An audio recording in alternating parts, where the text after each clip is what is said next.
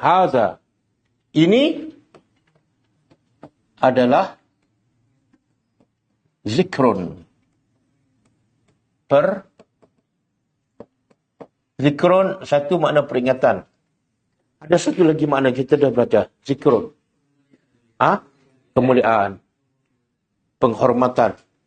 Kalau kemuliaan bahasa Arab apa dia? Kemuliaan dalam bahasa Arab. Bukan, satu lagi. Syarafun. Syarafun. Jadi peringatan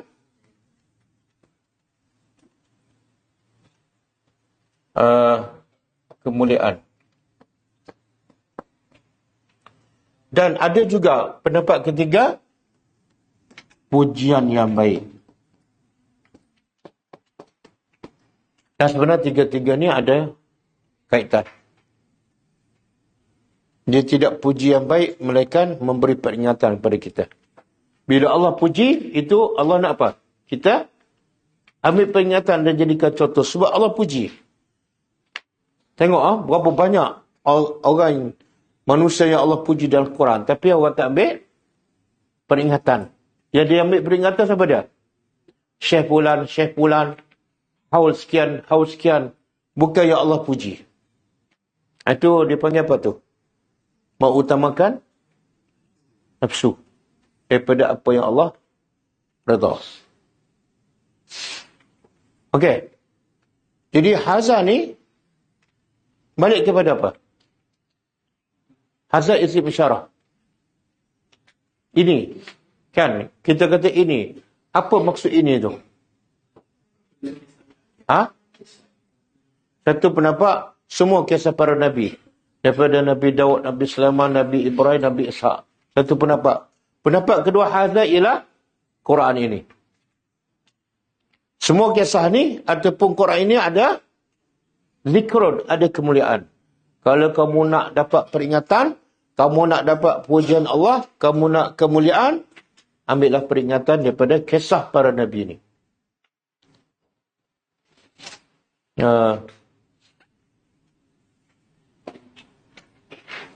As'ad. Cuba i'rab. Haza zikrun. Insyaallah.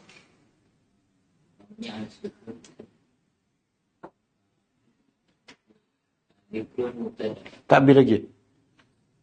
Isim isyarah mabni ala sukun. Sikit lagi.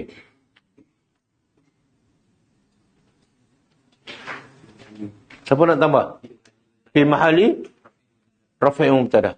Zikrun khabar marfu' alamatu rafi'i ad-dhammah. Okey. Boleh. Dan zikrun ni sekarang kita belajar surah apa ni? Sad. Ayat pertama surah Sad apa dia? Sad wal Qur'ani zikri. Quran ni ada peringatan.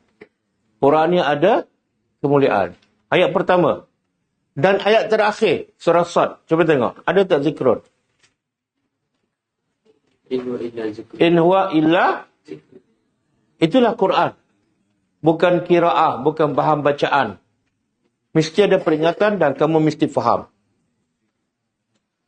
Okey. Kemudian, orang tanya, habis dapat apa? Kalau kita jadikan semua kisah para Nabi sebagai panduan, kita sabar macam mereka, dapat apa?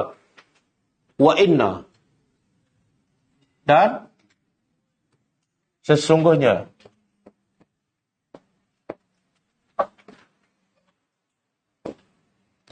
lil muttaqin, bagi orang-orang bertakwa,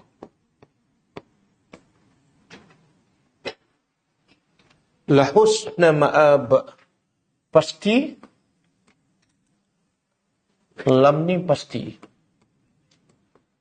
husna sebaik-baik, ma'ab tempat kembali, tempat marji'. Boleh? Okey, sekarang Allah kata sesungguhnya bagi orang bertakwa. Tadi sebelum ni sebut kisah para Nabi. Dengan Nabi Daudnya, Nabi Ayubnya, Nabi Sulaiman, Nabi Ibrahim. Tiba-tiba sekarang Allah kata bagi orang bertakwa. Sepatut kalau ikut bahasa lah. Di sini Allah guna apa? Wa inna lahum. Bagi mereka. Mereka ni balik pada siapa?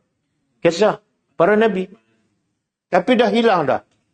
Mereka tu hilang. Yang keluar, pengajarannya apa? Kenapa Allah sebut muttaqin? Allah tak sebut lahum.